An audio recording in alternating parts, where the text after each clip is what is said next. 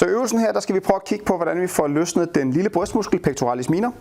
Så det første jeg gør, det er at prøve at mærke ind foran på skulderen herover, og så vil jeg kunne mærke et lille knoglepunkt, så jeg har selve overarmsknoglen, der ligger herude, og lige midt for den, der ligger der et lille knoglepunkt, og når jeg har fundet det, så skal jeg ned og arbejde i området lige ned under knoglepunktet. Det er her, hvor musklen sidder fast.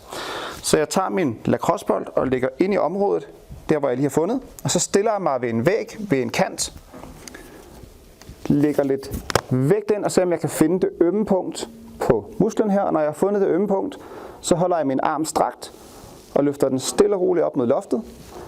Og så vil der være steder i bevægbanen, hvor musklen den er mere øm, og der vil være steder, hvor den er mindre øm. Helt op med armen og ned igen. Helt op med armen og ned igen. Så det er det øvelsen, hvor vi prøver at løsne vores lille brystmuskel op med en muskelbindevævsteknik.